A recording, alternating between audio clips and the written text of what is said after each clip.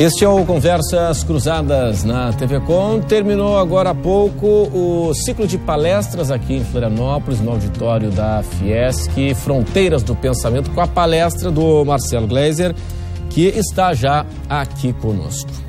E o negócio é o seguinte, nós falamos há pouco também sobre extraterrestre e por aí vai. Mas vamos avançar um pouquinho mais, Marcelo, nessa questão.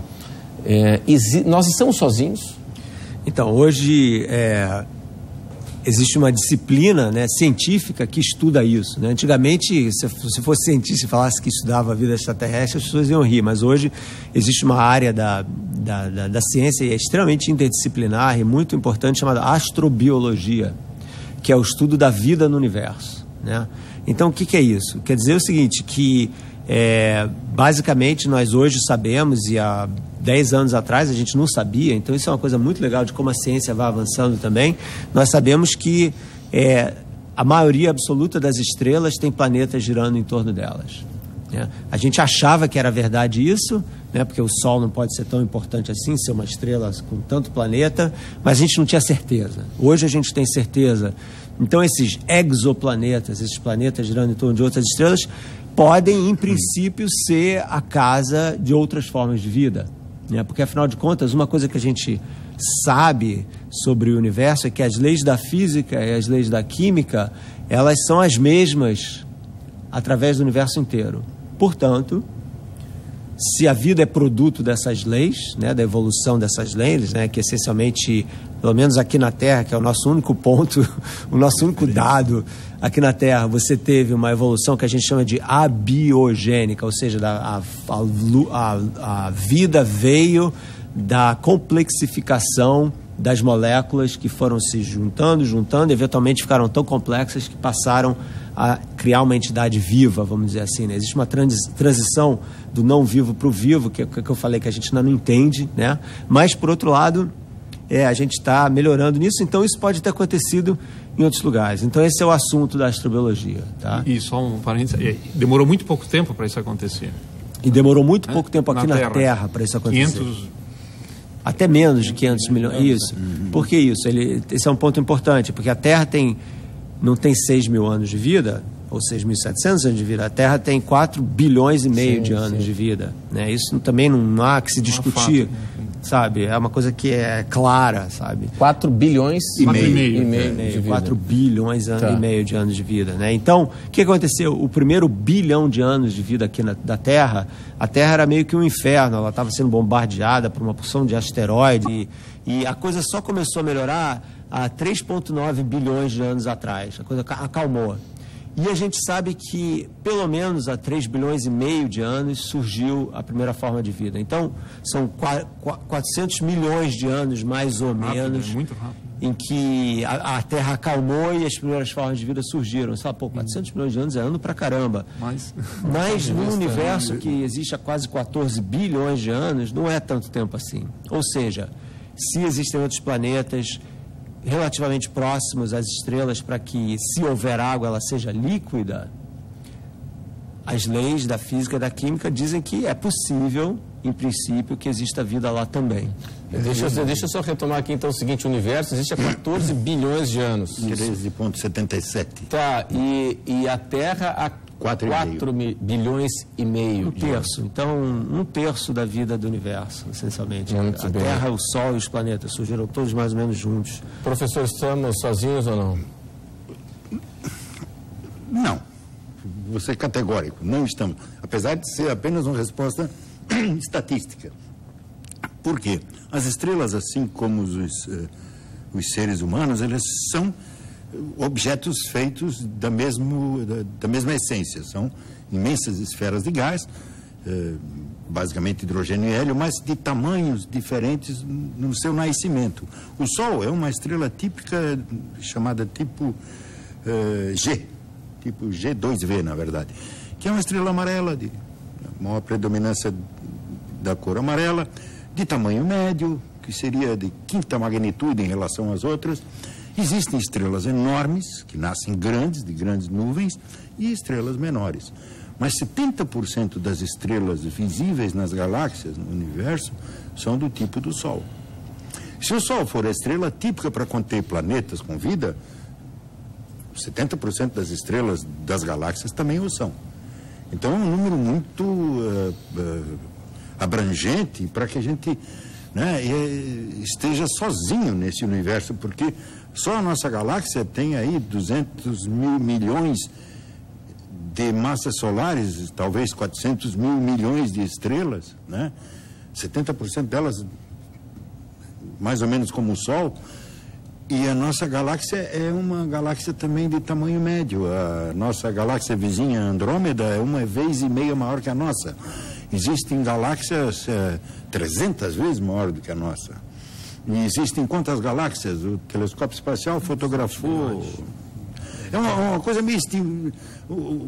Se você esticar a mão assim e pegar a unha do dedo mindinho, o telescópio espacial fotografou uma área desse tamanho e ali achou dezenas de milhares de galáxias. Então, falar que estatisticamente nós somos o único...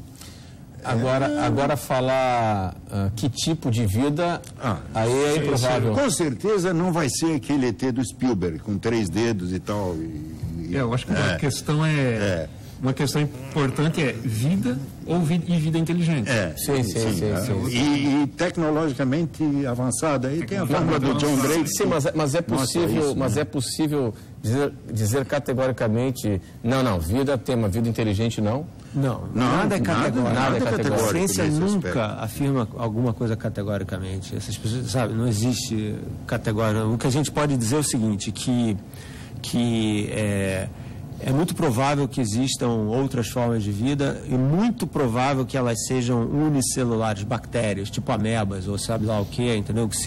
Porque aqui na história da vida na Terra, esse é um ponto muito, muito importante que, aliás, eu expliquei em detalhe no meu último livro, Criação Imperfeita, que é o seguinte, que na história da Terra, durante mais ou menos 3 bilhões de anos em que a vida existe, há 3 bilhões e meio, tá? Durante 3 bilhões só tinha bactéria aqui, só tinha ser unicelular. Essa explosão de vida surgiu mais ou menos há 500 milhões de anos atrás. É recente, né? É super recente e para que ela tenha existido, uma porção de coisas aconteceram. Coisas que não são nem um pouco fáceis de acontecer ou de serem repetidas em outros lugares. Então, a Terra, o que eu estou vendo, e esse é o meu discurso, assim, que eu tenho propagado, assim, que a Terra, ela é um planeta extremamente especial, por vários motivos. Por exemplo, só para dar um exemplo para as pessoas entenderem, a nossa Lua. A Lua, o fato de você ter uma Lua e uma Lua grande, a nossa Lua é grande, ela é extremamente importante para a existência de vida aqui na Terra. Por quê? Porque a Terra, ela é meio que nem um peão. Ela gira sobre si mesma, daí que a gente tem os dias, né? Só que ele é um peão que está inclinado, assim, 23 graus e meio com relação à vertical. Então, um peão que está fazendo uma coisa assim, sabe? Quase caindo, mas não está caindo, né? A estabilidade dessa inclinação depende da massa da Lua. Se a Lua fosse pequena, ou se não tivesse Lua, a Terra ia girar e fazer uns negócios caoticamente assim. Ou seja, as estações do ano não iam acontecer, não ia ter um equilíbrio climático aqui na Terra, e a longevidade desse equilíbrio, das temperaturas não serem muito extremas, é fundamental para que a vida possa ficar cada vez mais complexa. Então, ter a Lua, ter um campo magnético que protege a gente da radiação externa, ter o movimento dos continentes, eles vão se movendo, tipo, meio que flutuando, né? Chamado movimento das placas tectônicas, isso daí é uma espécie de termostato para a Terra também. Tem uma porção de propriedades que são muito importantes para que a vida complexa exista. Essas são propriedades que a gente chama de geofísicas, né? Da história. Fora isso, existem 1000 problemas biológicos com relação a essa complexação. Você ir de uma célula simples para uma célula mais complexa, para muitas células, para seres feitos dinossauros, que eram super complexos, mas eram burros, né? Eles não faziam radiotelescópio ou programas de televisão, que a gente saiba, né? E eles estavam muito bem lá, né? Então, o fato da inteligência ter surgido aqui na Terra, né, numa espécie de primata, é uma coisa que aconteceu no finalzinho, tipo no último segundo do final do segundo tempo, entendeu? Ou seja, não é nada óbvio que existam outras formas de vida inteligente no universo. É possível, mas não é óbvio que isso tenha ocorrido. Não é necessário. Certamente não é necessário. Nós somos frutos de várias contingências. Muitas contingências. Só para dar mais um exemplo para as pessoas entenderem. O asteroide que destruiu os dinossauros, 65 milhões de anos, né? Caiu um asteroide, acabou com os dinossauros. Se isso não tivesse acontecido, estariam aqui, né? Nós não estaríamos aqui. Então, isso é muito importante, porque o que mostra é o seguinte, que a história da vida num planeta depende da história da vida do planeta. Ou seja, se você muda as coisas, a vida evolui de forma diferente. Então, e uma coisa que eu posso afirmar categoricamente é a seguinte: não existem outros seres humanos no universo. Nós somos os únicos. E isso, para mim, é uma coisa já sensacional. Pela condição planetária. Pela condição planetária. Então, nós somos um agregado de moléculas que evoluiu através de uma série de acidentes cósmicos e cataclismos capazes de fazer essas perguntas profundas sobre a vida, sobre o universo. Isso, para mim, nos torna extremamente importantes. É isso, professor? Provavelmente nós somos bastante particulares, né, nesse aspecto. Eu também concordo com o Marcelo. Mas talvez haja vida inteligente de outra natureza. Isso não é impossível. Embora deva ser bastante improvável, deve ser bastante difícil encontrar uma delas. Bom, dizia sem aquele argumento de Fermi, né? Como é que é o argumento de Fermi? O professor Adolfo, o Marcelo. Tem tempo para isso? Sim. Então, o Fermi, esse físico italiano que foi tão importante no século passado, ele um dia estava lá no almoço e tal, rabiscando no envelope, aí com os amigos, falou: cadê todo mundo? Aí os caras falaram: peraí, mas já está todo mundo aqui, a gente não está esperando ninguém. Ele falou: não, os extraterrestres, cadê os extraterrestres? Porque ele fez a seguinte conta: a nossa galáxia tem 100 mil anos-luz de diâmetro. Então, se eu acendesse uma lanterna num ponto da galáxia, ia demorar 100 mil anos para chegar do outro lado, vamos dizer, a luz viajando, né? Mas ela tem uns 10 bilhões de anos de existência. Então, se uma outra inteligência tivesse sido desenvolvida alguns milhões de anos antes da gente, que não é nada, em 10 bilhões de anos, alguns milhões não é nada, ela já teria tido tempo de colonizar a galáxia inteira e já teria tido tempo de ter vindo aqui. Então, só usando esses argumentos simples e estatísticos e assumindo que uma vida inteligente teria interesse em colonizar, porque a gente não entende nada da psicologia dos ETs, né? Você conclui que nós estamos sozinhos. Tá? Mas esse é um argumento por inferência estatística também, que assume uma porção de coisas, mas esse é o argumento do Fermi. Interessante. E, na verdade, né, também é assim, muitas são as possibilidades. Porém, poucas coisas acontecem. Não é verdade? Isso até com a vida da gente, né? Quanta possibilidade se abre para um dia quando você acorda de manhã, mas poucas coisas vão acontecer. Sim. E também a questão da vida. A possibilidade é imensa, mas, como o Marcelo frisou bem, tem um papel importantíssimo na estabilização nas 4 estações, e mesmo assim ainda nós passamos por eras de intensa baixa temperatura, eras em que a placa tectônica começou a se mexer e a atividade solar consegue penetrar na nossa atmosfera. Então, mesmo assim, a vida ela é muito frágil. A vida inteligente é mais frágil ainda, porque o tubarão tem 40, 50 milhões de anos de existência. O ser humano não tem garras, nem dentes, nem nada disso. Não é um ser bruto.